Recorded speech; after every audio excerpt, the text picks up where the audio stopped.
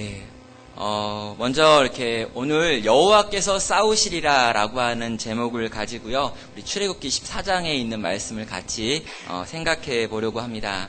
1절부터 14절까지의 내용을 같이 좀 읽어 가고요. 그 안에 있는 어떤 내용들이 있는지 같이 찾아가는 과정 중에 우리 나들목 교회를 향한 하나님의 메시지가 어떤 것인지 또 같이 보고 들을 수 있는 시간 되면 좋겠습니다. 저는 이제 나들목 교회에서 이제 저를 부르셔가지고 이제 강사로 이렇게 요청을 한다라고 하는 전화를 받았습니다.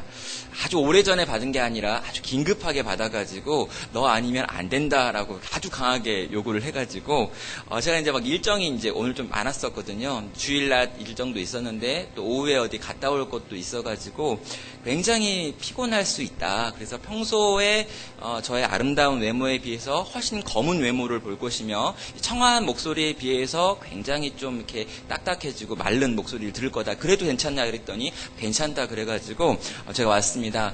평소보다 훨씬 더 아름다운데 제가 이제 요 눈을 오늘 약간 좀 어둡고 평소에 우리 장성수 목사님 정도의 얼굴 톤으로 바뀌어가지고 지금 여기에 와 있는 상태입니다. 늘 이런 상태라고 생각하시면 안 되고요. 목소리도 훨씬 더 청아한데 오늘 약간 좀 부족한 상태입니다. 최고의 상태로 여러분을 만났어야 되는데 그렇지 못해서 굉장히 죄송한 마음이죠.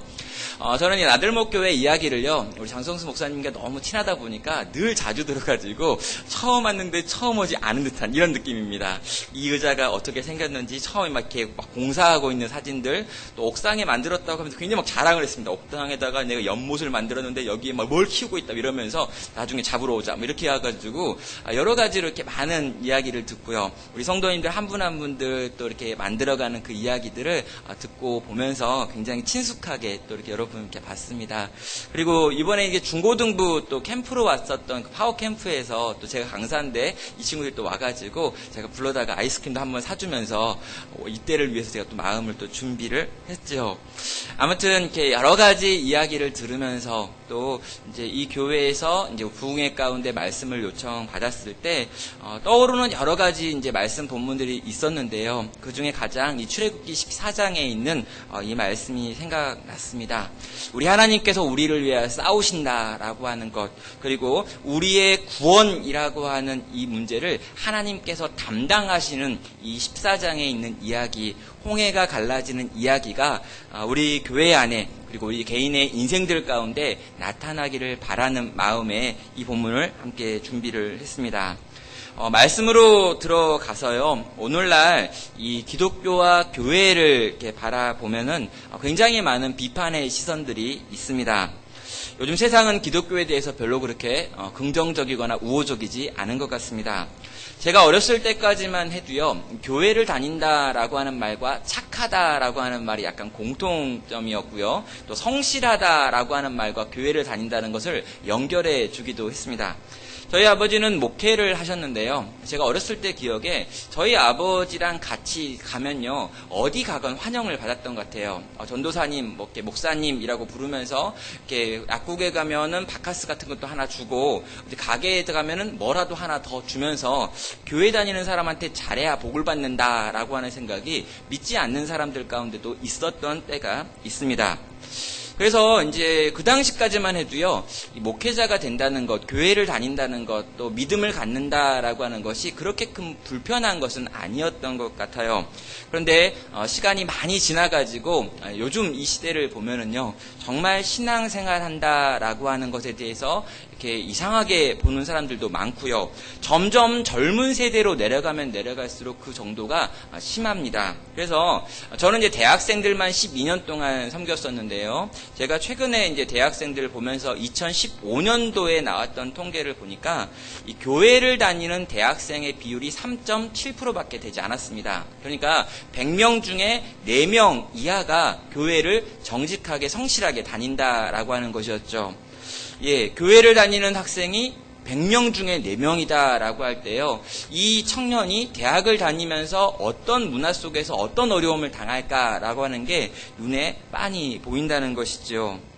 그런 상황 속에서 전도를 한다라고 하는 것은요, 더더욱 어려운 문제가 됩니다. 내 신앙 하나 지키는 것도 굉장히 어렵고요. 내 가족 신앙 하나 만들기도 굉장히 어려운 상황에서 누군가에게 복음을 전해가지고 그 사람이 교회에 들어오고 그 사람이 교회에 정착해가지고 한 사람의 성도가 되어지는 과정은 대단히 어려운 과정이 되었다라는 것이죠. 특별히 개척교회라고 하는 이 현실을 생각할 때 그 일이 얼마나 어려운 일일까라고 하는 생각을 하게 됩니다. 정말 개척교회에서 한 영혼을 전도하는 것 얼마나 어려울까, 그리고 그 사람이 그 교회에 정착하게 만드는 이 긴 과정을 함께 싸워가는 것이 얼마나 힘겨울까라고 하는 생각이 우리 장성수 목사님을 볼 때마다 늘 있는 거죠. 저는 개척교회는 아닙니다. 저는 지금 청빙을 받아가지고 간 교회인데요. 어려운 것들이 여러 가지가 많이 있었지만 그래도 많이 회복되는 중에 있는 기존 교회를 섬기고 있기 때문입니다. 그런데도요, 기존 교회지만 메이저 교회가 아니잖아요. 우리가 다 아는 그런 교회가 아니고 동네에 있는 교회다 보니까 한 사람 전도하기가 쉽지 않습니다. 이단 아니냐 뭐 이런 것도 하고요. 너네 교회는 십자가 모양이 약간 이상하게 생겼기 때문에 이단 아니냐 뭐 이런 이제 고민도 듣고 생각도 듣고 있어요. 자, 그러다 보니까 이 전도를 할래도 뭔가 좀 세련된 방법이 필요하지 않을까라는 고민을 하게 됩니다. 그래서 제가 보니까 한 10년 어간 동안 수없이 많은 전도법들이 막 나오기 시작을 했습니다. 전도 방법이 조금 더 세련돼야 된다라고 하는 이야기죠. 그래서 이 전도 방법에 대해서 여러 가지를 이렇게 보다 보니까요, 이 전도 방법을 이제 고치는 과정에서 이 전도를 해야 될 내용마저도 고쳐지는 경우들이 있는 것 같습니다. 그러니까 예수님을 믿으면 너는 너무너무 잘 될 거야 라고 하는 메시지는 다 남겨놓지만요, 예수님을 믿으면 고난을 받을 수도 있어, 예수님을 믿게 되어지면 이 삶 가운데 어려움이 있을 수도 있다라고 하는, 예수님 믿고 복 받는 이야기는 남겨놓지만 예수님 믿고 어려움을 당할 거야 라고 하는 이쪽의 이야기는 거의 하지 않는 그런 전도법들이 유행하게 되더라는 것입니다. 한 사람도 데리고 오기 어려운 상황에서 어떻게든 데리고 와야 되니까 최대한 긍정적인 면들만 이야기하자라고 하는 생각이 있는 것이죠. 성도가 당하는 고난, 성도가 되었기 때문에 생기는 어려움, 성도임에도 해결되지 않는 어려움과 힘겨움의 문제들에 대해서는 거의 다루지 않는 그런 방식의 전도법들이 나오고 있다는 것입니다. 성도 여러분, 정말 예수 믿는다는 건 그런 걸까요? 정말 예수님을 믿고 그분을 신실하게 따르면 우리의 인생에 어떠한 어려움도 없어지고 우리의 약점이 다 사라져버리는 그런 일들이 과연 일어나느냐라고 묻고 있는 것입니다. 저는요, 생각하기를 분명히 예수님을 믿게 되어지면 생기는 복이 있습니다. 예수님을 믿으면 받게 되어지는 많은 상급이 있습니다. 좋은 것들이 분명히 있습니다. 없으면 안 믿습니다. 분명히 있어요. 근데 또 반면에 예수를 믿기 때문에 생기는 어려움, 예수님을 믿기 때문에 잡을 수 있는데 못 잡은 것들이라고 하는 것들이 우리 인생에 동시에 있다는 것입니다. 예, 동전의 양면과도 같은 것이죠. 예수님 믿고 얻는 이익이 있는가 하면 예수님 믿고 얻게 되어지는 손해도 있습니다. 분명히 성령께서 우리 가운데 말씀하시기를요, 이 성령이 우리 가운데 임하면 의에 대해서, 심판에 대해서, 죄에 대해서 깨달아 알게 하신다라고 말씀을 하고 있다는 거예요. 내가 예수님을 믿으면 예수를 영접할 때 성령이 내게 임하시는데 이분은 분명히 죄에 대해서, 의에 대해서, 심판에 대해서 깨닫게 만드시는 영이십니다. 그래서 우리는요, 예수님 믿고 난 다음에 기쁨도 있지만 슬픔도 있고, 예수님을 믿었기 때문에 해결되는 것도 있지만 해결되지 않는 인생의 요소들도 갖게 되는 거예요. 저는 이 두 가지를요, 다 같이 알려주는 것, 다 같이 들려주는 것, 이것이 참된 기독교고 참된 진리고 참된 복음 전파라고 생각을 합니다. 왜냐하면 나중에 와가지고 배신했다라는 이야기를 듣기 싫기 때문입니다. 나중에 속았다라는 말을 듣기 싫기 때문이에요. 처음에 어떻게 잘 꼬들겨가지고 얘기 안 쳐놨는데 갑자기 문제가 생기고 어려움이 생겼는데 해결되지 않았을 때 갑자기 들고 일어나가지고 그때 왜 그런 거짓말을 했느냐라고 하는 말을 듣기 싫습니다. 처음부터 다 알려주고 이것과 저것이 다 있다라고 들려준 다음에 그럼에도 불구하고 너는 이 좋으신 예수님을 믿어야 된다라고 하는 그런 이야기를 들려주고 싶은 마음입니다. 오늘 본문을 보면은요, 예수님을 믿고 어려움에 처했던 대표적인 케이스 하나가 등장하고 있습니다. 바로 출애굽한 이스라엘 백성들이죠. 오늘 본문에 나와 있는 이 이스라엘, 그리고 이 이스라엘이 지금 홍해 앞에 섰고 홍해가 갈라지는 사건들을 경험하고 있는데요. 전체 이야기를 한번 정리해 볼 필요가 있습니다. 잘 알려진 이야기인데요. 출애굽기 1장 1절부터 해가지고 11장까지요. 요 13장까지의 전체 내용을 간략하게 요약해 봅니다. 여러분, 애굽의 종으로 있었던 이스라엘 백성 가운데 모세라고 하는 사람이 태어났습니다. 그런데 이 모세가 태어나는 그 시점에 이미 애굽에는 이스라엘 사람들이 너무나 많았기 때문에 이 바로가 태어난 남자아이들을 전부 다 죽이라라고 하는 명령을 했습니다. 그래서 모세는 태어날 때부터 목숨이 위태한 상태였죠. 결국에 이 모세는요, 잘 숨겨져가지고 3개월 정도 자랄 수 있었는데 3개월이 되었더니 애들의 울음소리가 커져가지고 그 당시에 창문이 있는 것도 아니고 이중창도 아니기 때문에 바깥으로 울음소리가 새어나가기 시작합니다. 결국에 방법이 없다라고 생각을 해가지고요, 갈대로 만든 상자를 만들고 그 상자에다가 이 모세를 실어가지고요, 나일강에 띄워 보냅니다. 그런데 여러분, 나일강에 이 모세를 이렇게 흘려보낼 때 아무 생각 없이 보낸 게 아닙니다.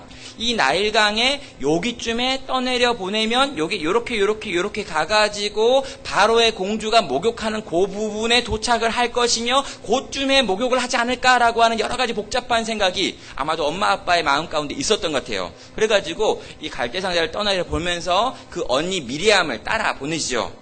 결국에요, 그들이 생각했던 대로 이 갈대 상자는 애굽의 공주에게 걸리게 되고요. 애굽의 공주가 이 갈대 상자를 딱 여는 순간 갑자기 그 애기가 웅냥웅냥 하고 우는데, 우는 게 아니라 웃었던가 봐요. 아무튼 딱 보니까 애인데 100일밖에 안 됐는데 애가 준수예요. 그래가지고 갑자기 이 공주가 얘 키우고 싶다 이런 생각이 드는 거죠. 여러분, 이런 장면을 보면서요, 막 모성애가 발동했다 이런데 그게 아닙니다. 여러분, 이렇게 무슨 길거리에 버려져 있는 강아지 한 마리를 본 것 같은 그런 느낌인 거예요. 딱 보니까 괜찮네, 이쁘네, 한번 키워볼까? 여러분, 이 애굽의 공주가 아직 결혼한 상태도 아니기 때문에 별로 그렇게 막 복잡한 생각을 가지고 얘를 키우겠다는 생각이 아니에요. 그냥 얘 한번 키워보자. 분명히 히브리 아이가 버려진 건데 이 버려진 아이를 내가 한번 키웠으면 좋겠다라고 하는 생각을 합니다. 그때 갑자기 미리암이 등장을 하지요. 그런 다음에 내가 히브리인 유모 한 명을 찾아줄까요? 이런 식으로 이야기를 해가지고 이 애를 받아가지고 다시 옵니다. 그래가지고요, 아마 역사상 처음이고 그 이후로도 처음일 텐데요, 자기 애한테 젖먹이면서 돈을 받은 유일한 케이스가 아마 이 모세의 엄마 케이스인 것 같습니다. 아무튼 6년 동안요, 모세의 엄마가 모세를 키우는 과정을 가지요. 자, 이 6년의 시간 동안, 그 당시까지는 이 젖대는 데가 6년 정도 젖을 먹였거든요. 6살짜리가 젖 먹고 있으면 좀 끔찍하긴 해요. 근데 아무튼 그 정도로 이제 젖을 먹여가지고 키우면서 이스라엘 백성의 정체성에 대해서 아주 잘 가르쳤습니다. 그래가지고 이 엄마의 품에서 모세는 내가 누구인지, 어디서 왔는지, 내가 무엇을 하는 사람인지에 대해서 분명하게 배웠어요. 그 다음에 바로의 궁전에 들어가가지고 34년 동안 또 열심히 바로의 공주의 아들이라고 하는 신분을 가지고 열심히 애굽의 교육을 받았습니다. 여러분, 유아교육이 얼마나 중요한가라고 하는 걸 알게 되죠. 그 뒤에 34년 동안 배웠던 것보다 엄마 품에서 6년 동안 배웠던 게 더 중요했어요. 자기의 정체성을 나중에 형성하는데 40이 돼가지고 힘을 갖게 된 이 모세가 선택하는 것은 뭐냐면 이스라엘 백성을 구원해야겠다. 이 애굽으로부터 이스라엘 백성을 건져야겠다라고 하는 생각을 합니다. 그래가지고 사람 하나 때려 죽이고는 도망을 가가지고 광야에 짱 박히게 되죠. 시간이 너무 없다 보니까 길게 말하지 않고 줄여가지고 빨리빨리 이야기하겠습니다. 아무튼 이래가지고 광야에 갔고요. 광야에서 40년 동안 그는 목동의 일을 합니다. 그때 하나님께서 모세에게 찾아오셔가지고 소명을 확인하시고 이스라엘 백성을 건져오라라고 하는 명령을 하지요. 모세는 안 가겠다고 우겼지만 하나님은 가라고 우겨가지고 결국에 모세가 져가지고 모세는 가서 이스라엘 백성을 건지는 일을 하지요. 10가지 재앙이라고 하는 하나님이 주신 재앙들을 애굽을 이렇게 내렸고요. 애굽은 초토화가 됩니다. 마지막 10번째 재앙은 유월절이라고 하는 날을 만들어내지요. 애굽에 있는 모든 장자들이 다 죽어가고요. 유월절 어린 양의 피를 인방과 설주에 바른 사람들만 살아나는 그런 종류의 심판을 당하게 됩니다. 결국에 바로는 더 이상 참을 수 없었고 견딜 수 없었기 때문에 이스라엘 백성을 나가라고 하게 되고요. 이스라엘 백성은 남자만 60만, 다 합치면 200만이 넘는 숫자가 그들의 가축과 함께 이제 애굽을 빠져나오는 출애굽의 역사가 일어납니다. 네, 굉장히 어려웠지만 1장부터 13장까지 내용을 방금 다 정리를 했습니다. 이제 우리가 본문에 들어가게 되었습니다. 자, 본문에 들어가면은요, 이 본문 딱 시작하면서 어떤 부분이 시작하냐면 이스라엘 백성이 바닷가에 진 치고 있는 장면으로부터 시작을 하고 있습니다. 그래서 바닷가에 진을 치고 있는데 이쪽에도 산이 있고 이쪽에도 산이 있고 이쪽에는 바다가 있습니다. 그런데 이 모습을 보고 있었던 바로의 이 신하들 가운데 지금 이스라엘 백성이 저기에 진을 치고 있다라고 하는 것을 바로에게 보고를 해요. 이 보고를 들은 바로가 너무나 열받습니다. 그래가지고 이 이스라엘 백성을 가만두면 안 된다. 우리가 쳐들어가서 저들을 진멸해야 된다라고 하는 이야기를 하면서 그가 데리고 있었던 군대를 끌고 특별히 말들과 병거라고 하는 것들을 끌고 가면서 지금 이 애굽을 이스라엘을 향해서 지금 달려가고 있는 이야기가 오늘 본문에 나와 있는 이 처음의 사건이죠. 그리고 이 본문의 사건 앞에서 이스라엘 백성들이 두려워 떨면서 이 모세를 향해서 원망의 소리를 합니다. 그리고 모세를 향해서 여러 가지 말들을 하면서 당신 때문에 우리가 다 죽게 됐다. 우리가 나올 생각이 없었는데 막 그런 이야기를 하면서 모세를 죽이려고 그래요. 그때 모세가 이 이스라엘 백성을 향해서 하는 말이 오늘의 메인 요절에 해당하는 말입니다. 무엇입니까? 너희는 가만히 서서 하나님께서 만드시는 구원을 보라라고 하는 말입니다. 이게 요절이에요. 이것만 기억하시면 됩니다. 너희는 가만히 서서 하나님께서 만드시는 구원을 보라. 그런 다음에 무슨 일이 일어납니까? 시간이 지났죠. 그런 다음에 이 홍해가 갈라져서 이 바다 사이로 난 길을 이스라엘 온 백성이 함께 통과하는 일을 보게 됩니다. 경험하게 되지요. 그리고 이 뒤에 누가 쫓아옵니까? 바로의 군대가 막 쫓아와요. 이스라엘 백성이 다 건넌 다음에 고개를 떨고 딱 보니까 갑자기 바다가 그 바로의 군대를 향해 막 쏟아져가지고 바로의 모든 군대가 사라지는 일, 거기까지가 이 14장에 있는 내용이지요. 자, 이 전체 이야기 속에서 우리가 물어보고 싶은 것은 이것입니다. 왜 홍해는 갈라져야 되는가라고 하는 질문이죠. 그리고 좀 더 근원적인 질문 한 개를 해보면은요. 왜 하나님은 이스라엘 백성으로 하여금 갈라진 홍해로 가게 만드시느냐라고 하는 질문입니다. 왜 홍해가 갈라져야 되는가? 그리고 이스라엘 백성을 왜 하나님은 홍해로 내어 모셨는가라고 하는 이 두 가지 질문에 대한 대답을 같이 본문 안에서 찾아보는 것입니다. 자, 6절과 7절과 9절에 있는 내용을 보면은요, 이스라엘 백성들을 향해서 지금 달려오고 있는 이 악의 세력들에 대해서 보게 됩니다. 이스라엘 백성들은 이제 막 애굽을 벗어났습니다. 6월절 어린 양의 피가 그들을 멸망케 하는 사자로부터 건져냈습니다. 그들은 모두 모세를 따라서 애굽에서 나왔습니다. 여러분, 이게 뭘 의미하는 거냐면요, 6월절 어린 양의 피가 예수 그리스도의 피를 상징한다라고 하는 걸 우리가 알고 있기 때문에 이 6월절 어린 양의 피로 애굽에서 나왔다라고 하는 것은 뭘 의미하냐면 예수님을 믿는 믿음으로 예수님이 우리를 위해 대신 죽었다라고 하는 것을 내가 믿기 때문에 예수님을 영접했고 이제는 내가 하나님의 백성이 되었다라고 하는 것을 신약적으로 의미합니다. 6월절 어린 양의 피로 살았다. 그리고 살아서 이제 출애굽했다라고 하는 이스라엘 백성의 모습은 다시 말하면 진짜 그리스도인이 되었다라고 하는 것으로 설명할 수 있다는 것이죠. 이제 이들은요, 정말 예수님을 믿는 믿음이 있는 사람들이고요. 이제 그들은 그리스도인입니다. 자, 예수님을 믿게 된 것이고요. 이제 예수님을 믿는 성도다라고 불려졌어요. 그렇다면 우리는 이렇게 생각을 합니다. 예수를 믿고 이제 복을 받겠구나라고 하는 생각을 하는 것입니다.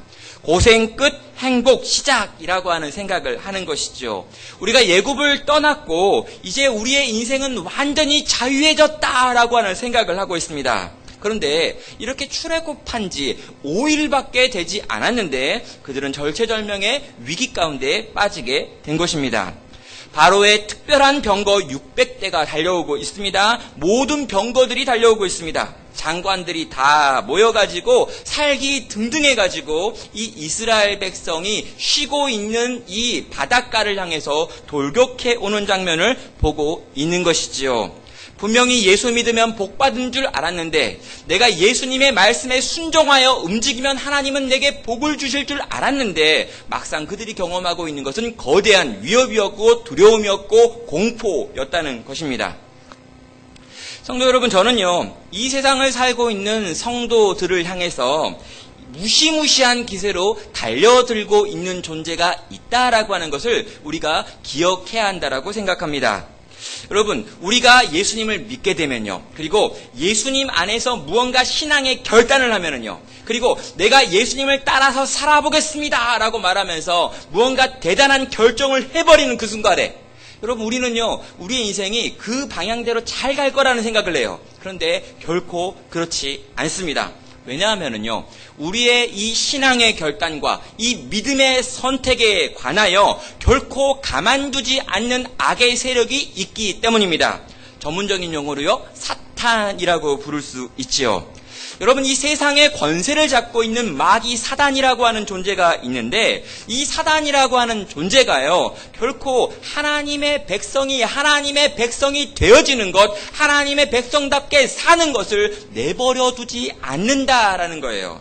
여러분, 사탄도요, 해야 될 일이 있습니다. 여러분, 사탄도요, 자기 일에 대한 성실성이 있어요. 뭘 합니까? 사탄은요, 안 믿는 사람이 믿게 되는 걸 방해합니다. 이게 첫 번째 일이에요. 안 믿는데 믿게 되는 요 과정의 방해꾼 사탄이에요. 근데 또 하나가 있는데요, 믿는 사람이 믿는 사람인 것처럼 살려고 할 때 사탄은요, 가만히 있지 않습니다.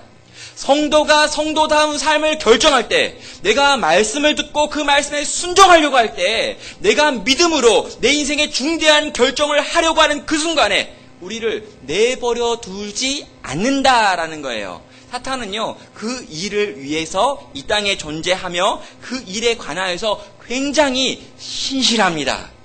사탄이 신실하다는 게 좀 이상하죠? 굉장히 신실해요. 이 일에 대해 열심입니다. 다른 거에 관심이 없어요. 여러분, 사탄이 먹기 여러 가지 관심이 많을 거라고 생각하는데요, 사탄은 관심이 딱 두 가지입니다. 어떻게 하면 애들이 예수 안 믿을까? 어떻게 하면 예수 믿는 사람이 예수님 안 믿는 사람인 것처럼 그렇게 살 수 있을까? 이 두 가지만 관심을 갖고요, 두 가지에만 집중하기 때문에 요 일에 있어서 잘합니다. 우리가 굉장히 복잡하잖아요. 우리는 관심도 많고 고민도 많고 걱정도 많고 근심도 많아가지고요, 절대로 이렇게 단순하게 사는 게 안 돼요. 근데 사탄은요, 아주 오래전부터 아주 단순하게 이 일에 집중하고 있습니다. 사탄은요, 자기 백성이었고 자기의 그늘 아래서 통제를 받고 있었던 자기 백성이 하나님을 향해 가버리는 게 굉장히 싫어요. 그리고요, 또 하나님의 백성이 되어버려서 더 이상 이 영혼을 건드릴 수는 없지만, 이 영혼이 하나님의 백성다워져서 더 많은 영향력을 행사하게 되는 것을 용납할 수가 없습니다. 그래서요, 이 사단은요, 하나님의 백성을 공격하는데, 이 공격하는 사단의 모습이 오늘 출애굽한 이스라엘 백성을 공격하는 바로와 이 애굽의 군대를 통해서 보게 되어지는 모습인 것입니다. 여러분, 바로가요, 이스라엘 백성을 추격하게 되는 이유가 3절과 5절과 8절에 등장하고 있습니다. 여러분, 바로가 왜 마음을 바꿔가지고 이스라엘을 추격했는가? 세 가지 이유가 있지요. 첫 번째는요, 지금 이스라엘이 광야에서 보이는 행동이 사단이 예상했던 것과 너무 다른 거예요. 이스라엘 백성은 지금 광야를 헤매고 있습니다. 두 번째로요, 이스라엘의 실제 가치를 사탄은 정확하게 알고 있었습니다. 세 번째로요, 이렇게 엉망의 이스라엘을 그냥 내어버려 둔다라고 하는 것을 생각하니까 너무 자존심이 상하는 것이었습니다. 이 세 가지 하나씩 살펴봅니다. 3절에 보면은요, 바로가 이스라엘 자손에 대하여 말하기를 그들이 그 땅에서 멀리 떠나 광야에 갇힌 바 되었다 하리라. 자, 이 3절에 있는 내용이 뭡니까?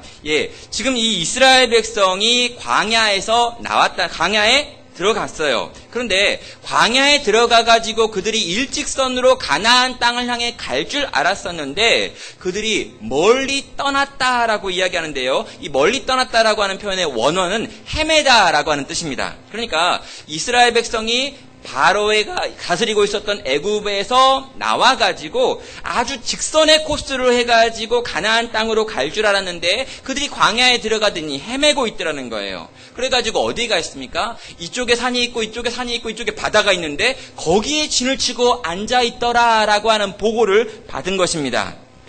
여러분, 이스라엘 백성이 광야를 향해서 이렇게 금방 돌파해가지고 가나안 땅으로 가버리면 문제가 안 되는데요. 그들이 너무나 빈틈이 많은 모습을 보여주고 있었던 것입니다.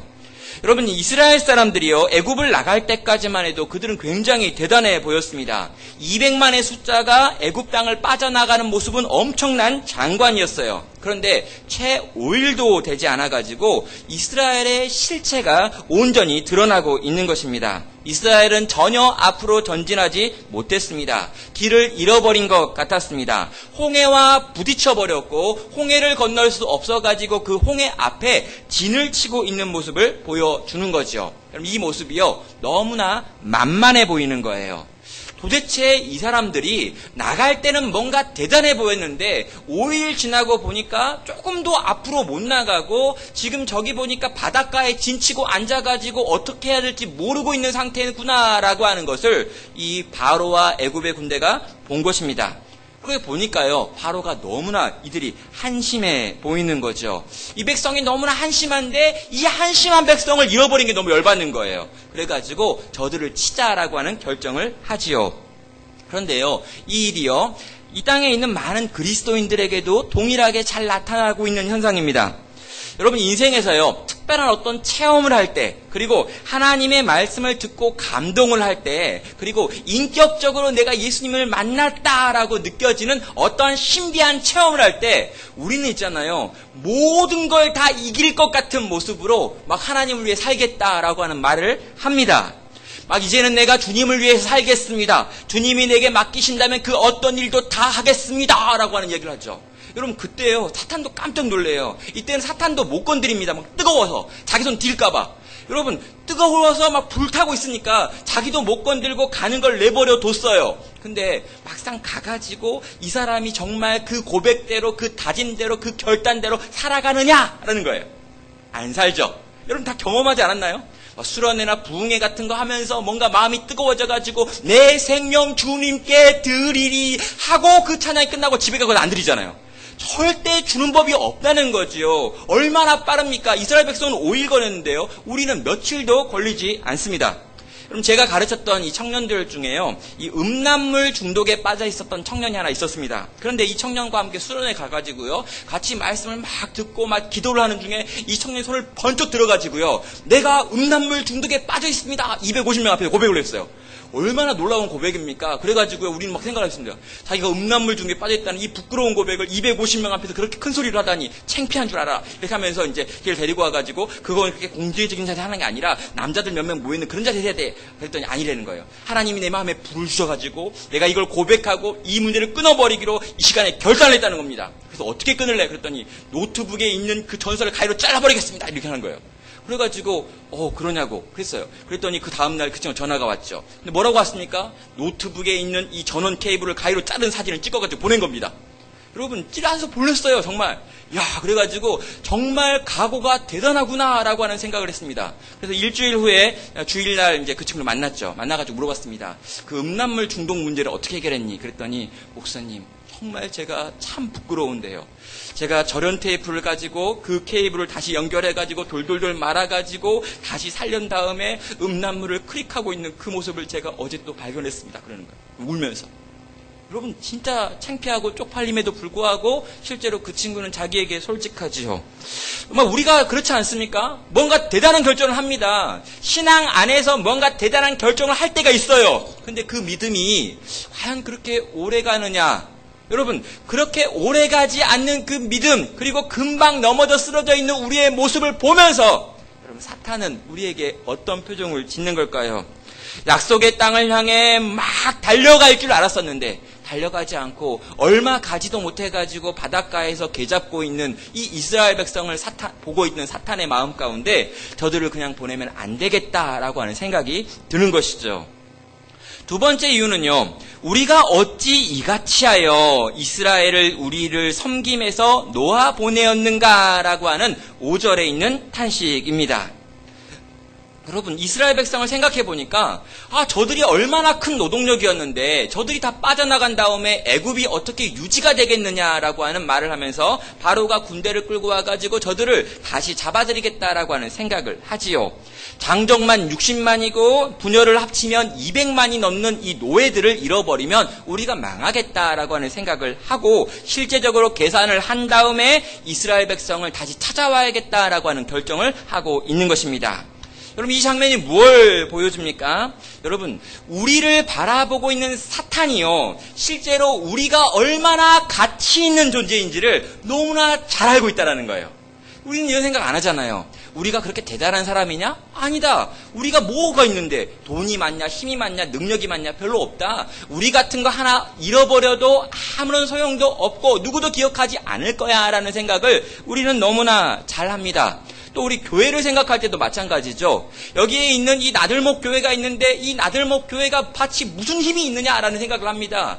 우리끼리 모여가지고 있으면 도대체 우리가 무슨 능력과 힘이 있을까? 우리가 뭘 할 수 있을까? 이 지역사회 안에서, 이 대한민국 안에서 이 거대한 이 세대의 조류와 흐름 앞에서 우리가 무슨 힘이 있는가라고 하는 생각을 하면서 약해지고 작아지고 초라해지는 게 우리의 모습이죠. 그런데 마귀의 관점은 그렇지가 않습니다. 여러분, 사탄의 관점에서 보면요, 이스라엘을 잃어버리면 그 사탄의 나라가 무너지는 것이었습니다. 여러분, 애굽 전체가 무너지는 거다라고 하는 생각을 했던 거예요. 왜 그런 걸까요? 하나님의 백성들이 있는데요, 이 하나님의 백성들이 정말 하나님 나라 백성다워지면 여러분, 무시무시한 일들이 일어나기 때문입니다. 여러분, 하나님 나라 백성이 한 사람이 있는데 이 한 사람이 하나님의 백성처럼 변화되어 버리면, 여러분, 여기에 있는 이 나들목 교회라고 하는 교회가 있는데 사람들은 이 교회가 어디에 있는지도 잘 모르고 실제로 이 교회가 별로 능력이 없겠다라고 생각을 하지만 이 교회가 참된 하나님의 교회가 되어져 버리면 이 교회에 있는 성도들이 하나님의 말씀을 정말 하나님의 말씀이라고 믿고 기도의 능력으로 하늘이 움직인다라고 믿고 그래서 말씀과 기도로 변화를 받고 성령이 이끄시는 대로 그렇게 살기 시작하면 여러분, 무시무시한 일이 일어난다는 걸 사단이 안다는 것입니다. 우린 잘 몰라요. 내가 예수님 믿는다고 하고 무슨 변화가 일어날고, 내가 성경을 읽고 기도한다고 해가지고 어떤 변화가 일어나겠느냐, 내가 내 집 안에서 하고 있는 이 일들 이거 조금 바꿔본다고 해서 무슨 일이 일어나겠는가, 이 교회가 하나님을 사랑하고 찬양하고 기도한다고 해서 도대체 무슨 일을 만들어낼 수 있겠느냐라고 생각을 하죠. 사단의 관점은 아닙니다. 하나님의 백성이 정말 하나님의 백성다워지면, 지금 저 이스라엘 백성들이 정말 하나님의 백성으로 변화를 받으면 얼마나 무시무시한 일이 일어나겠는가, 사단은 정확하게 알고 있었어요. 그래서 이스라엘 백성을 내어둘 수 없었던 것입니다. 사랑하는 성도 여러분, 택하심을 받은 성도가 얼마나 귀한 자십니까? 여러분, 기도로 하늘 문을 열기도 하고 닫기도 합니다.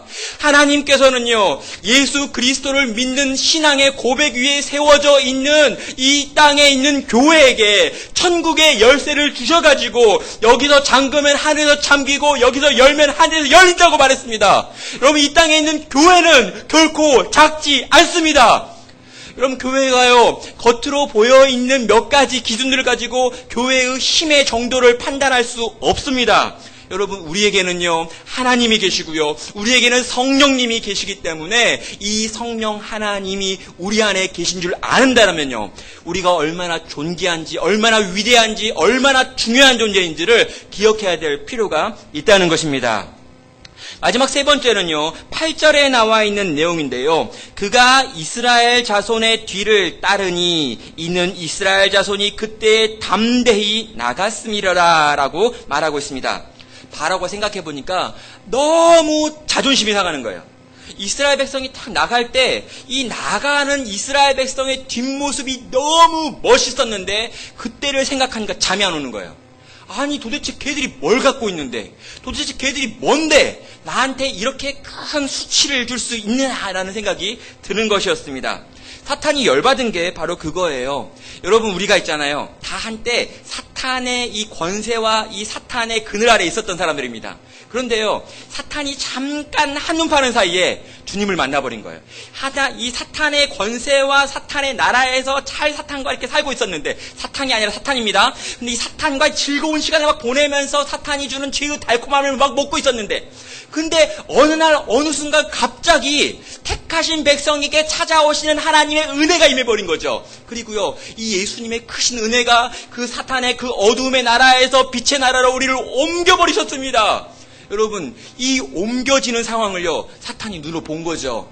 여러분, 그때 얼마나 열받는 줄 압니까? 내가 막 침 묻혀놓고 내가 지금까지 애쓰고 이때까지 양육하느라고 그렇게 고생해가지고 죄로 이렇게 잘 물들어가지고 이 하나님의 눈에 안 보이게 잘 감춰놨는데 이걸 끄집어가다니, 나쁜 하나님. 그러면서 동시에 그 하나님의 손을 잡고 걸어가고 있는 우리의 뒤통수를 보면서 너무나 열받았던 거예요. 그들이 담대히 애굽을 나가고 있는 그 모습이 사탄의 마음 가운데, 여러분, 이 바로의 마음 가운데 오랫동안 남아 있었던 것입니다.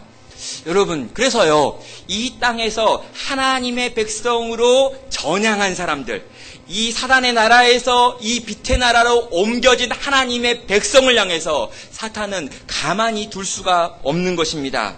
사탄은요, 이 땅에 있는 하나님의 백성을 향해 끊임없이 공격합니다. 이 땅에 있는 그리스도인이 이 땅에서 편하게 살 수 없는 이유 중에 하나는 사탄이 결코 우리를 포기하지 않을 것이기 때문입니다. 때로 이 전투에서 우리는 상처를 입기도 합니다. 때로 우리의 육신이 죽기도 합니다. 우리의 대적은 결코 만만치 않으며 이 일에 자기의 전부를 걸고 우리를 공격하고 있기 때문입니다. 우리가 지금 어렵다면요, 우리가 지금 힘들다면은요, 우리의 개인이 어렵고 우리의 가정이 어렵고 이 교회 안에 어려운 문제가 있다면은요, 여러분, 당연할 수 있습니다. 왜요? 이 교회가 진짜 교회라면, 우리가 참된 성도라면, 우리 가정이 참된 하나님의 백성이 되기를 원하는 그런 백성들의 가정이라면 사탄은 결코 우리를 내어 버려둘 수 없기 때문입니다. 그렇다면 여러분, 이 사탄의 공격 앞에서 우리는 어떻게 해야 하는 걸까요? 한 가지 또 우리가 해야 될 질문은 뭐냐면요, 왜 사탄이 우리를 공격하도록 하나님은 허용하시는가라고 하는 질문입니다. 아니, 하나님이 사탄을 처음부터 그냥 밟아버리면 되지, 왜 이 사탄을 살려놔가지고 우리가 이렇게 힘들고 어려운 일을 당하도록 내버려 두시냐라고 하는 질문을 할 수밖에 없기 때문이죠.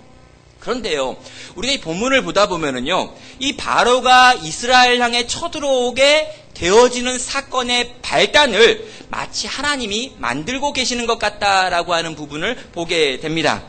1절부터 3절까지의 내용인데요, 하나님께서 이스라엘 백성을 향해서 직접 홍해까지 인도하여 가셨기 때문입니다. 2절은 이렇게 말합니다. 이스라엘 자손들을 명령하여 돌이켜 바다와 믹돌 사이의 비아히롯 앞 곧 바알스본 맞은편 바닷가 장가에 장막을 치게 하라라고 이야기하는 거예요. 여러분, 무슨 표현입니까?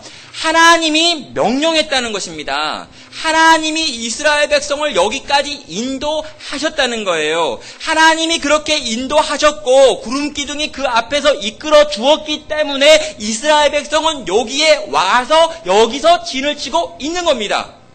아니, 하나님이 곧바로 가나안으로 끌고 가면 되는데, 아니 곧바로 시내산으로 데리고 가면 되는데, 하필이면 여기로 데리고 와가지고 여기다 머물게 만들어가지고 바로의 눈앞에 알짱알짱 거리게 만들었다는 거예요. 하나님의 명령에 순종했더니 바로 여기 이 자리에 와 있는 거죠. 하나님께서 이 모든 어려움을 뒤에서 조장하셨다라고 하는 인상을 받게 되는 부분입니다. 사랑하는 성도 여러분, 이스라엘이 고통당하게 된 가장 근본적인 이유는 무엇이냐라고 물어보면요, 하나님 때문입니다. 맞습니다. 하나님이 그들의 길을 인도하셨기 때문이죠. 여러분, 우리가 힘든 이유를 물어보잖아요. 아, 정말 힘들다, 어렵다. 여러분, 제가 담임 목사가 된 다음에요, 요 이야기가 참 제 안에 많습니다. 막 힘들다, 어렵다, 도대체 어떻게 될지 모르겠다, 짜증난다, 그만하고 싶다. 이 말을요 막 합니다. 누구한테? 장성규 목사한테. 저보다 더 힘들다고 이야기하니까 제가 막 위로를 받는 거예요.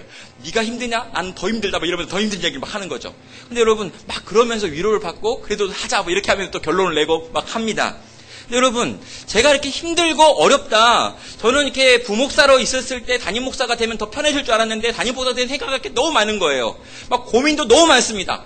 막 이렇게 여러 가지 복잡한 생각들을 막 하다 보면서 와, 이게 왜 이렇게 힘든 건가? 왜 이렇게 어려운 건가? 라고 하는 말을 해요. 근데요, 제가 생각하면서 이렇게 느끼는 게 뭐냐면 이 어려움은 분명히 이 배후에 하나님께서 뭔가 계획하신 게 있어가지고 나를 여기 이 어려움 가운데 두셨다라고 하는 생각이 들더라는 것입니다.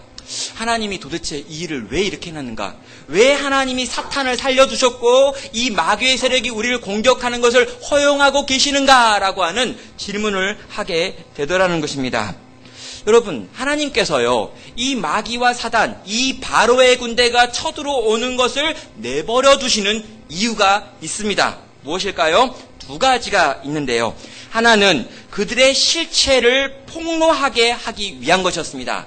이스라엘 백성이 과연 누구인가, 너네가 과연 누구인지를 내가 알려주게 하기 위해서 지금 이 사단의 공격이 있는 거예요. 두 번째는요, 그 이스라엘 백성으로 하여금 더 이상 돌아갈 다리를 끊어버리게 만드시기 위해서 이 고난을 그들 가운데 허락하셨습니다. 이 두 가지 이유예요. 첫째를 살펴볼까요? 첫째, 그들의 실체를 폭로하기 위함. 여러분, 이 그들의 실체를 폭로한다라고 하는 표현은요, 이 적들이 막 쳐들어올 때 이스라엘 백성이 보여주고 있는 태도를 보면 알 수 있습니다. 이스라엘 자손들은요, 10절과 11절을 통해 가지고 심히 두려워하고 부르짖고 모세를 향해서 원망의 말들을 막 쏟아내고 있습니다. 예, 그들의 이 내용을 보면은요, 그들은 지금 완전히 두려워가지고 완전히 막 두려움에 떨면서 모세를 향해서 막 원망을 해요. 그러면서 무슨 말을 합니까? 우리가 그때 너희 말을 안 듣고 안 따라왔어야 되는데 막 이런 이야기를 막 하는 거죠. 당신이 우리를 끄집어내가지고 우리가 다 죽게 됐다 막 이런 이야기를 막 하고 있습니다. 여러분, 그 이야기를 하고 있는 이스라엘 백성의 모습을 보면 뭘 알게 됩니까? 이스라엘 백성은 전혀 준비된 사람들이 아니었다라고 하는 걸 알게 되지요. 여러분, 그들이요, 애굽에서 나올 때 그들의 모습은 당당했습니다. 마치 하나님의 군대인 것 같아 보였습니다. 그리고 그들 스스로도요, 우리가 뭔가 대단한 사람인가라는 생각을 했던 거지요. 이 바로가 우리 앞에 엎드리고 애굽에 있는 사람들이 우리를 포기하고 우리를 밖으로 나가라라고 말하는 것들을 경험하면서 여러분, 이스라엘 백성들의 마음은 높아질 대로 높아졌습니다. 우린 대단한 사람들이야. 우린 할 수 있어. 우린 뭔가 만들어낼 수 있어. 라고 생각을 한 거죠. 그런데 딱 5일 지나가지고 바로의 군대가 달려오는 것을 먼 데서 보고 그들이 만들어내는 먼지를 보았습니다. 이 먼지밖에 안 봤어요. 한 명도 안 죽었습니다. 아직 창칼 안 날라왔어요. 근데 이 먼지가 막 오니까요, 이 먼지 보다가 심히 두려워하면서 모세를 향해 원망을 막 쏟아놓으면서 두려워 떨고 죽게 되었다라고 말하는 이 이스라엘의 모습을 보게 되는 것입니다.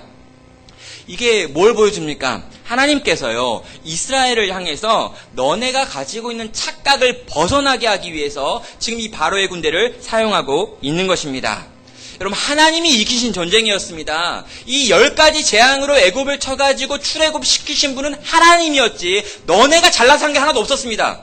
여러분, 이스라엘 백성이 잘해서 한 게 하나도 없었고요. 다 하나님의 은혜였어요. 근데 하나님의 은혜가 임해가지고 이스라엘 백성이 구원을 받으니까 구원받은 이스라엘 백성이 가슴을 딱 펴면서 내가 얼마나 착한 줄 알아? 내가 얼마나 믿음이 강한 줄 알아? 내가 그 순간에 예수 그리스도를 믿는 믿음을 발동시켜가지고 그분을 붙잡았어! 라고 이야기하면서 굉장히 자기가 대단하고 훌륭한 사람이라고 하는 착각에 빠져 있던 것입니다.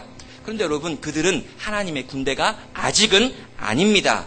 속은 여전히 애굽의 노예였던 거죠. 분명히 6월절 어린 양의 피로 말미암아 그들은 살아났습니다. 분명히 그들은 신자입니다. 그런데 이 신자인 그들은 아직 너무 어리기 때문에 이 땅에서 영적 전쟁을 감당할 만한 수준이 안 된다는 거예요. 근데 지는 모릅니다.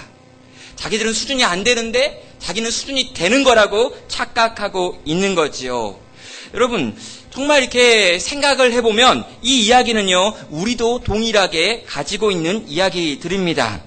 여러분, 우리가 예수님을 믿을 때, 그리고 영접을 할 때, 그리고 신앙의 어떤 결단과 다짐을 할 때, 무언가 수련회 같은 것을 경험하고 무언가 내가 영적인 체험을 할 때 우리는 곧장 뭐라고 이야기하냐면요, 이 불이 내 안에 있다라고 이야기하죠. 그리고 내가 이 악의 세력과 싸울 수 있다라고 생각을 합니다. 나를 유혹하는 이 거짓의 세력들과 이 더러운 것들과 이제부터 싸워 이기겠노라, 그 능력이 내게 있다라고 하는 생각을 해요. 없습니다, 여러분. 여러분, 적과 싸워 이길 수 있는 영적인 군대가 되어지는 것은요, 여러분, 그 마음을 가지고 오랜 시간 훈련받고 훈련해야지만 되어진다라는 거예요. 하나님의 군대는요, 그냥 한순간에 되어지는 것이 아닙니다. 영적인 로또를 맞아가지고 변화되는 것이 아닙니다. 한두 번 영적인 체험을 했다고 해가지고 되어질 수 있는 모습도 아니라고 하는 것입니다. 여러분, 하나님의 군대가 되려면은요, 반드시 훈련을 받아야 합니다. 내 안에 있는 불이 실제로 정말 누군가를 태울 수 있는 능력이 되기 위하여 하나님의 백성들은 반드시 훈련의 과정을 통과하지요.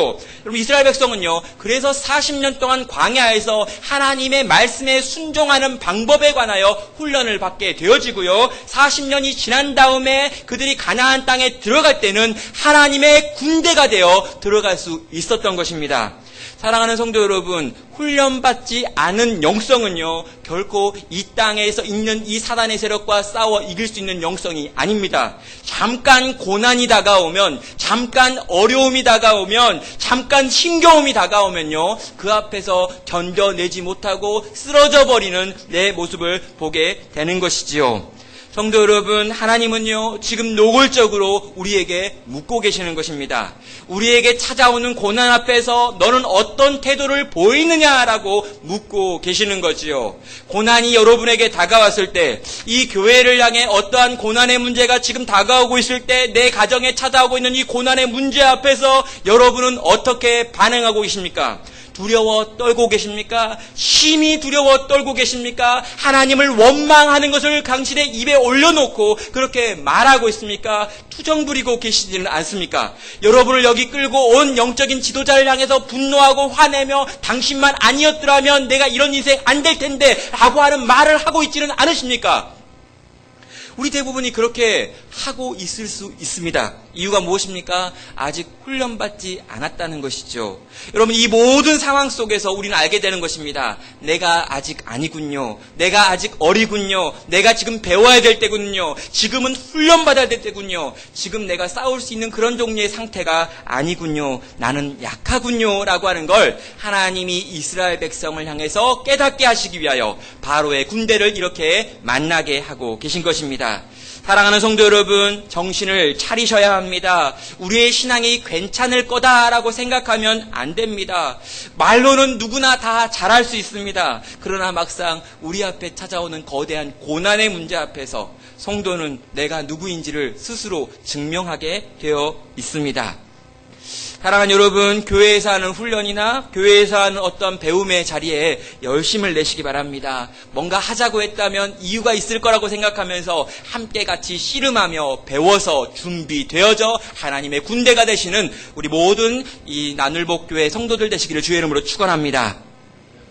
자, 여러분, 또 이어가지고요, 이 고난의 두 번째 이유가 있습니다. 12절에 나와 있는 내용인데요. 이 이스라엘이 지금 어떻게 원망하는지를 한번 생각해 보세요. 12절, 이르기를 우리를 내버려 두라, 우리가 애굽 사람을 섬길 것이라 하지 아니하더냐라고 하면서 지금 이 원망의 내용을 표현하고 있습니다. 그럼 그들이 지금 모세에게 뭐라고 말하고 있냐면요, 우리를 내버려 두라, 우리가 애굽 사람을 섬길 것이다 라고 그때 그렇게 말했는데 네가 계속 우겨가지고 우리가 따라온 거다 라고 하는 말을 하고 있습니다. 이 출애굽한 것은 모두 모세 너 때문이다 라고 말하면서 원망을 하고 있는 거죠. 우리는 계속 노예로 살 생각이었는데, 굳이 나올 생각이 없었는데 모세 너한테 속아가지고 지금 이렇게 나온 거야, 다 네 책임이야 라고 지금 모세를 향해 원망하는 말들을 하고 있습니다. 여러분, 예수님을 막 믿기 시작했는데요, 고난이 찾아올 때 많은 이 초신자들이 보이는 태도가 바로 이것입니다. 나는 원래 교회 갈 생각이 없었는데 친구 때문에 엄마 때문에 교회 온 거야 라고 이야기를 하는 거죠. 예수님 믿으면 좋은 일만 생길 줄 알았는데 이게 뭐냐라고 이야기를 합니다. 그러면서 이 예수님을 믿고 있다라고 이야기를 하면서도 동시에 내가 믿은 게 아니라 엄마 때문이다 라고 이야기를 하고요. 내가 믿은 게 아니라 내 아내 때문이다 라고 이야기를 하면서 세상과 예수님 사이에 양다리를 딱 걸치면서 이 교묘하게 이 삶을 살아가고 신앙생활을 유지하는 경우들이 있습니다. 세상과 교회 둘 다를 잡아보겠다라고 하는 것이죠. 여러분, 이렇게 세상과 교회 둘 다를 잡아보고 있는데요. 이유는 뭐냐면 세상이 주는 좋은 것도 갖고 교회가 주는 좋은 것도 갖겠다라고 생각을 하는 거예요. 그런데 문제가 뭡니까?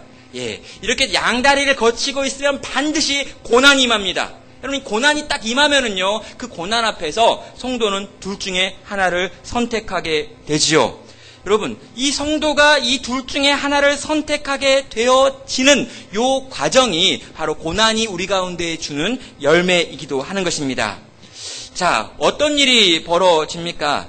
여러분, 내가요, 정말 하나님의 백성이고요, 예수 그리스도를 참으로 영접하여 내 속에 성령님이 거하고 계신다면요, 여러분, 그 고난이 다가왔는데요, 닥쳐온 고난 앞에서 돌아갈 수가 없는 거예요.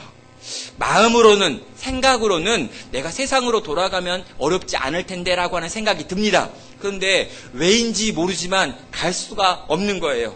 여기 있으면 더 어려운데, 여기 있으면 더 힘겨운 걸 뻔히 알고 있음에도 불구하고 내 안에 나도 알지 못하는 성령께서 나를 붙들어가지고 나로 하여금 믿음의 싸움을 싸우도록 만들어내는 것들을 이 땅에서 경험하게 되는 것이죠. 여러분, 뭡니까? 돌아갈 수 없다라는 거예요. 여러분, 이 이스라엘 백성을 향해서 바로의 군대가 막 쳐들어오는데요, 이 바로의 군대가 달려오고 있는 모습을 보면서 이스라엘 백성은 두려워 떨면서 심히 공포 가운데 소리를 지릅니다. 왜 그러냐면요, 바로가 특별 번거라고 하는 이 마병과 차를 끌고 막 오고 있기 때문이에요. 근데 여러분, 그 모습이요, 이스라엘 백성을 데리고 가려고 하는 모습이 아니라 이스라엘 백성을 다 쓸어버릴 것 같은 모습으로 지금 달려오고 있다는 겁니다. 그래서요, 이 쓸어버릴 것 같은 이 강력함으로 달려오고 있는 이 바로의 군대를 보면서 이스라엘 백성이 생각을 하는 거죠. 돌아갈 길이 끊겼구나. 돌아갈 수 있었는데 광야에서 얼마 동안 돌아다녀 보다가 이 바로의 노예로 사는 것이 광야에서 사는 것보다 더 낫겠다고 생각하면 여기저기 잘게 보고 있다가 돌아갈 생각이었는데, 바로가 군대를 끌고 와가지고 자기를 죽이려고 쳐들어오고 있는 그 장면을 보면서 이 이스라엘 백성들의 마음 가운데 이제 우리가 돌아갈 길이 없구나라고 하는 생각을 하게 된다는 것입니다. 성도 여러분, 우리도 마찬가지입니다. 하나님이요, 우리를 포기할 생각이 없으십니다. 여러분, 하나님이요, 우리를 놓을 의도가 없어요. 하나님 우리를 딱 지었는데요, 나는 놔도 그분은 잡고 있습니다. 결코 도망갈 수도 떠날 수도 밀려날 수도 비껴갈 수도 없이 우리는 끝까지 갈 수밖에 없습니다. 왜 그럽니까? 한번 택하신 백성을 결코 포기하지 아니하시는 하나님의 성품 때문이에요. 여러분, 그분이 우리를 쥐고 있기 때문에, 그분이 우리를 잡고 있기 때문에요. 여러분, 그분에게 가는 것 외에 우리의 다른 선택이 없습니다. 우린 다시 마귀 자식이 될 수 없어요. 우리는 다시 세상 속에서 세상과 함께 살 수가 없습니다. 왜인지 모르지만 그렇게 살아갈 수 없게 만드시는 하나님의 강력한 힘과 능력을 경험할 것입니다. 모든 게 안 될 겁니다, 여러분. 맞아요. 안 됩니다.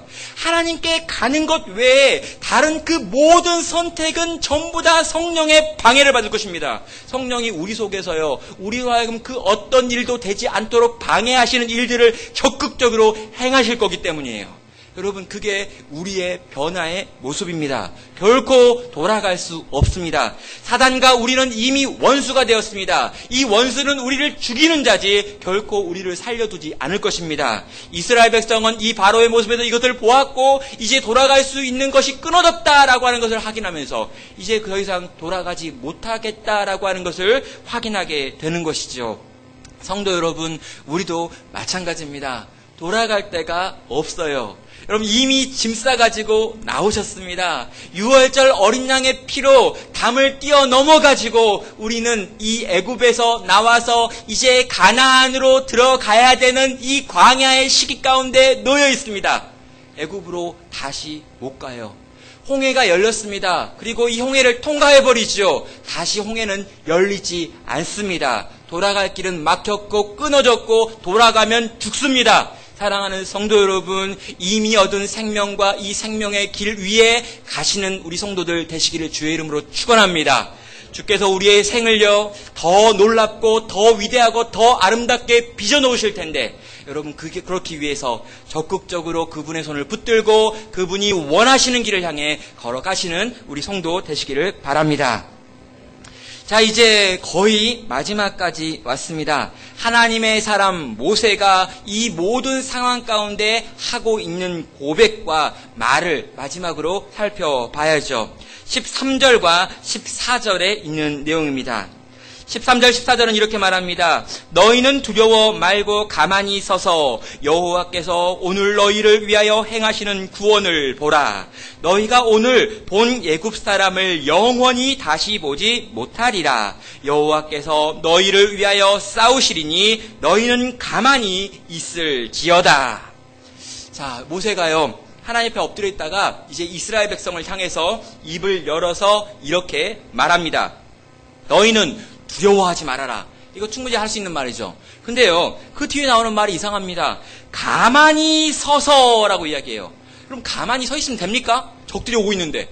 뭐라도 해야지 않아요. 돌이라도 들어라. 뭐 이렇게 해야 되지 않을까요? 가지고 있는 농기구라도 챙겨라. 아니면 가지고 있는 여러 가지 것들을 쌓아가지고 바리케이트라도 만들어야지. 라고 이야기하지 않을까요? 아니면 산 위라도 올라가라. 라고 이야기해야 되지 않을까요? 그런데 그런 이야기 없습니다.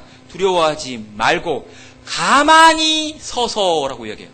놀라운 말이죠. 전쟁에서 이렇게 말하면 절대 안 됩니다. 근데 지금 이렇게 명령하고 있어요. 그러면서 뭘 이야기합니까? 여호와께서 오늘 너희를 위하여 행하시는 구원을 보라. 여러분, 이제는 여호와께서 일하실 시간이라는 거예요. 이제는 여호와께서 일하실 시간이기 때문에 우리는 가만히 서가지고 우리 앞에서 여호와께서 어떻게 행하시는지를 한번 보는 시간이야 라고 말하고 있습니다. 그러면서 이렇게 부연하죠. 너희가 오늘 본 애굽 사람들을 영원히 다시 보지 아니하리라. 여호와께서 너희를 위하여 싸우시리니 너희는 가만히 있을지어다. 가만히 있으라고 2번이나 반복하고 있습니다. 그러면서 여호와가 우리를 위해 싸울 거라고 말을 해요. 그러면서 그 앞에 있는 모든 바로의 군대가 다 쓰러질 것이다. 오늘 이후에 그들을 볼 수 없을 것이다 라고 하는 예언의 말을 하고 있지요. 여러분, 모세가요 하나님께 무슨 직접 계시를 들은 걸까요? 하나님이 모세에게만 직접 따로 딱 불러가지고 모세야 내가 요로 일을 할 거야. 홍해가 쫙 갈라질 거고 홍해가 갈라진 다음에 불기둥역이 생길 거고 안개가 생길 거고 그런 다음에 시간이 막 경과된 다음에 너네가 이걸 지나간 다음에 걔들이 들어올 거고 홍해에 딱 갇힐 거니까 지금 너는 이렇게 말해 라고 시킨 걸까요? 여러분 아닙니다. 그럼 모세는요 어떠한 계시도 듣지 않았습니다. 모세는 생각한 거예요. 모세는요 그 순간에 하나님이 직접 자기에게 무언가 말한 게 아닙니다. 아무런 하나님의 말이 나오지 않아요. 그런데 모세는 이 이스라엘 백성 200만 앞에서 입을 열어가지고 두려워하지 말아라. 가만히 서서 여호와께서 오늘 우리 가운데 하시는 그 구원을 보자라고 이야기하고 있습니다. 뭘까요? 생각한 거예요. 이 모든 상황을 가지고 고민해 본 겁니다. 그리고 그 고민한 내용을 종합하니까 나오는 결론이 바로 이거였어요. 바로의 군대가 보입니다. 도망칠 길이 없습니다. 도망칠 수단도 없습니다. 싸워 이길 수 있는 방법도 없습니다. 꼼짝없이 다 죽게 생겼습니다. 내 말을 듣고 내 말을 따라가지고 온 이스라엘 백성들이 지금 나를 향해 원망의 말을 쏟아놓고 있습니다. 이 모든 어려움의 상황 속에서 모세는요 막 생각을 한 거예요. 고민을 한 거죠. 도대체 이 상황이 뭔가? 도대체 이 상황을 어떻게 해결해야 되는가? 여러분 많이 생각을 했습니다. 많이 고민을 했습니다. 결론이 뭘까요? 답이 없구나라는 생각이 든 거예요. 여러분 생각을 해보니까 이쪽으로 올라갈 수도 없고 이쪽으로도 올라갈 수 없고 뒤에는 바다가 있는데 저쪽에 바로의 군대가 막 밀려들고 있습니다. 우리는 싸울 무기가 없습니다. 숫자만 많을 뿐입니다. 그런데 이 상황에서 어떻게 이길 수 있을까 생각을 했겠죠. 여러분, 아무리 생각해도 답이 없어요. 여러분, 그럼 결론이 뭡니까? 아무리 생각해도 답이 없어요. 이길 수 있는 길도 피할 길도 도망갈 수 있는 방법도 없습니다. 그런데 그 상황 가운데 누가 인도했다고요? 1절부터 3절까지 해서 누가 말했습니까? 여러분, 하나님께서 이스라엘 백성을 거기 그 자리까지 인도하여 냈다라고 얘기했잖아요. 하나님이 명령했고 그 명령에 순종해가지고 여기까지 차근차근 걸어왔는데 막상 도착한 곳이 바닷가였단 말입니다. 하나님의 말씀에 불순종해가지고 여기 온 게 아닙니다. 하나님의 말씀을 잘못 이해해가지고 여기 온 게 아니에요. 하나님의 말씀을 잘 듣고 잘 이해하고 순종해가지고 왔더니 여기에요. 그리고 하나님이 거기다 진을 치라게 해가지고 거기다 진 치고 앉아 있었습니다. 근데 갑자기 거기에 바로의 군대가 거대한 군대와 함께 막 밀려오고 있는 거죠. 답이 없고 해결할 방법이 없어요. 그럼 모세가 생각을 하고 고민을 했습니다. 그런 다음에 결론이 뭡니까? 야, 지금은 있잖아, 하나님이 일하실 시간이야 라는 거였어요. 지금은 있잖아, 우리가 머리를 굴려봐야 답이 안 나와. 우리가 힘을 내봐야 이길 수 없어. 뭘 해도 안 돼. 그런데 우리는 순종해서 여기까지 왔어. 그러면 하나님께서 뭔가 계획이 있어서 여기에 데리고 왔겠지. 그냥 죽으라고 우리를 데리고 온 게 아니잖아. 사랑하는 백성들아, 가만히 두려워하지 말자. 우리 하나님 믿어서 여기까지 왔잖아. 하나님 말씀대로 여기까지 왔잖아. 여기까지 하나님 말씀 믿고 그분 신뢰하고 구름 기둥 쫓아가지고 여기까지 왔는데 아무런 답을 만들어낼 수 없는 이 절망의 상황 가운데 처했잖아. 그럼 있잖아, 우리가 지금 일하고 우리가 지금 애쓰고 우리가 지금 수고해야 되는 때가 아니라 우리 하나님이 우리 앞에서 뭔가를 행하시려고 우리에게 이런 시간을 둔 게 아니겠니? 라고 말하고 있는 것입니다. 사랑하는 여러분, 하나님의 명령을 들은 거예요. 그 명령에 순종했습니다. 순종해서 왔는데 어렵잖아요. 힘들잖아요. 두렵잖아요. 이렇게 저렇게 애를 써보고 애를 쓰려고 노력도 했습니다. 근데 답이 없잖아요. 저 거대한 바로의 군대를 어떻게 내가 막을 수 있습니까? 나온 결론은 이겁니다. 하나님이 뭔가 뜻과 계획이 있어서 우리를 여기 모셨고 바로의 군대가 밀려오는 거고 이제 하나님께서 우리 앞에서 뭔가 행하시겠지. 보자라는 걸 보자. 이제 보자. 우리 하나님이 뭘 행하실지 한번 보자고. 야, 우리 이스라엘아, 이제 하나님이 일하실 시간이다. 하나님이 일하실 시간이 다가오고 있다. 바로의 군대가 다가온다는 것은 곧 하나님이 일하실 시간이 다가온다는 것이다. 이제 곧 하나님이 일할 텐데 우리 함께 서가지고 가만히 하나님이 뭘 하는지 한번 보자라고 이야기하는 거예요. 하나님의 쇼타임이라는 거죠. 그때 우리가 어떻게 합니까? 그때는 우리는 팝콘을 준비해야 되는 거예요. 그때 우리가 뭐 많은 일을 할 필요가 없습니다. 그때 막 복잡하게 생각할 필요가 없어요. 막 철야하지 않아도 괜찮습니다. 그때 뭐 합니까? 이제 하나님이 일하실 텐데 어떻게 일하실까? 하나님이 일하실 텐데 요렇게 일할까? 요렇게 일할까? 요렇게 일할까? 하나님이 일하실 텐데 뭐 고민을 해보는 거죠. 생각을 해보는 거예요. 상상을 해보는 거예요. 막 저기에 있는 산들이 막 무너져가지고 덮일까? 아니면 하늘에서 번개가 막 칠까? 아니면 하늘에서 뭐가 막 나타날까? 아니면 땅이 갈라져서 집어삼킬까? 아니면 메뚜기 떼 잡아올까? 복잡하게 생각해보는 거예요. 하나님이 도대체 뭔 일을 하시려고 요 멋있는 장면을 만들어 올까? 우리 하나님은 역전의 디형이신데, 하나님은 주로 역전을 좋아하시는 분이신데 이 절체절명의 상황을 어떻게 뒤집어 엎으실까? 마치 영화를 보기 전에 우리가 기대하는 것처럼, 어떤 상황이 벌어질지에 대해 막 생각하는 것처럼 팝콘을 들고 좋은 자리를 찾은 다음에 하나님이 어떻게 행하신지를 보자. 너희는 가만히 서서 하나님이 우리 앞서 행하시는 일을 보자 라고 지금 모세는 외치고 있는 것입니다. 사랑하는 성도 여러분, 저는 나들목 교회가 지금 어떤 상황인지 정확하게 잘 모릅니다. 근데 제가 이제 이 이야기를 다 들었잖아요. 우리 장성수 목사님하고 여러 가지 이야기하고 상담도 하고 또 이 개척의 과정에 대한 이야기도 듣고 전에 있던 교회에 대한 이야기도 들었습니다. 그리고 막 만들어가는 이런 이야기들, 막 건물을 리모델 하려고 하는 이런 모습들, 막 또 영화부실 저거 만들었다고 막 좋아하면서 이거 만들었다고 막 이야기하고 이런 거 다 듣고 보았습니다. 분명히 하나님의 말씀이 있었고 하나님의 인도하심이 있었고 하나님의 이끄심이 있어서 함께 이 자리에 모이신 거잖아요. 맞죠? 근데 혹시 여러분 어려우십니까? 혹시 힘드십니까? 여러분 한국에 있는 개척교회들이 느끼고 있는 어려움과 절망과 낙담 같은 것들을 여러분도 지금 느끼고 계십니까? 맞죠? 느낄 수 있습니다. 훨씬 더 좋은 환경이었는데 훨씬 더 좋은 여건이었는데 여러 가지로 상황이 참 힘들고 어렵고 이게 정말 빨리 해결이 되어질까라고 하는 생각이 들 수 있습니다. 그러나 사랑하는 여러분, 하나님의 말씀을 붙들고 하나님의 신을 쫓아 성령의 인도하심에 순종해서 여기까지 이렇게 결단하며 여러분이 오셨다면 성도 여러분, 지금 여러분이 느끼고 있는 그 어려움과 여러분을 향해 달려들고 있는 저 어려운 적의 세력들과 사단의 공격 앞에서 저는 여러분에게 이렇게 권면하고 싶습니다. 보라, 너희는 가만히 서서 여호와께서 우리 앞에서 싸우시는 것을 보자라고요. 우리는 지금 준비해야 되는 거예요. 하나님이 어떤 일을 행하실지 좀 기대해 보는 거죠. 그리고 좋은 자리를 맡아야 됩니다. 앞 사람한테 가려가지고 안 보일지 모르니까 또 높은 자리를 차지해야 되는 거예요. 우리 팝콘을 들고 딱 앉아가지고 우리 하나님께서 우리 앞에서 어떤 일을 행하실지 한번 봅시다. 그리고 믿음으로 믿음의 자리를 견디며 버티며 하나님이 내 앞에 일을 행하실 때까지 그 믿음의 자리를 포기하지 아니하시고 끝까지 계속해서 머물고 멈춰설 수 있는 귀한 우리 성도 되시기를 주님의 이름으로 축원합니다. 여러분 어떤 일이 벌어집니까? 여러분 홍해가 갈라집니다.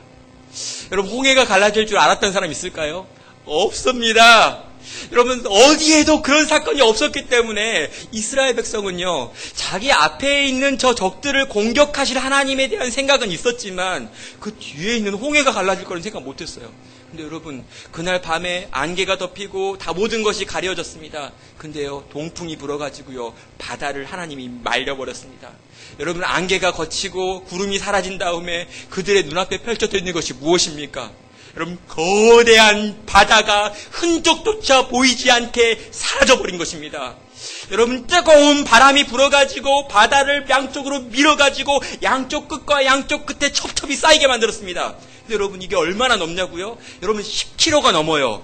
여러분 이스라엘 백성들이요 한꺼번에 그 시내를 통과하려면은요 그 200만의 사람들이 한꺼번에 4시간 동안에 거기를 통과하려면은요 여러분 그 바다가 갈라지되 그냥 조금 갈라지고 몇 미터 갈라지고 몇 킬로 갈라지고 안 됩니다. 여러분 최하 10km 이상 갈라져야 됩니다. 이 끝과 이 끝이 보이지 않을 만큼 하나님께서 바다를 없애버렸습니다. 그리고요 바다에 물이 있으면요 물기가 남아있으면요 진흙탕이겠죠. 걸을 수 없습니다. 마차 지나갈 수 없습니다. 아이들 못 갑니다. 그래서 어떡합니까? 동풍으로 바다를 말리셔가지고 마른 바닥을 만들어버립니다. 여러분 역사상 한 번도 온 우주 한 번도 일어난 적 없는 그 바다가 말라져 버린 일을 하룻밤에 그들은 경험하지요. 그리고 그 마른 바다 사이에 난 길을 통과해서 이스라엘 백성은 찬양하며 이 하나님의 구원을 노래하며 건너가게 되는 것입니다. 사랑하는 우리 나들목 교회 성도 여러분, 우리 나들목 교회 앞에 무엇이 있는지 전 모릅니다. 그러나 여러분 저는 생각하기를 아마도 홍해 같은 바다가 있진 않을까, 또 저 뒤에 쫓아오고 있는 바로의 군대 같은 것이 있진 않을까, 그리고 양쪽에 어쩌면 거대한 산맥들이 진을 치고 있는 게 아닐까. 그래서 어떻게 가야 되나, 어떻게 살아야 되나, 어떻게 견뎌야 되나, 어떻게 버텨야 되나 하고 고심하며 힘들어하며 두려워하며 떨고 있지는 않을까라는 생각을 했습니다.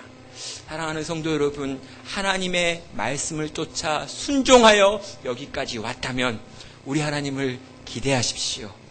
우리 하나님이 어떤 일을 행하실지, 어떻게 행하실지 도무지 우리가 상상할 수도 없는 방식으로 우리의 인생과 우리의 가정과 우리의 교회 가운데 역사하실 우리 하나님을 바라보시는 우리 모든 성도 되시기를 주님의 이름으로 축원합니다.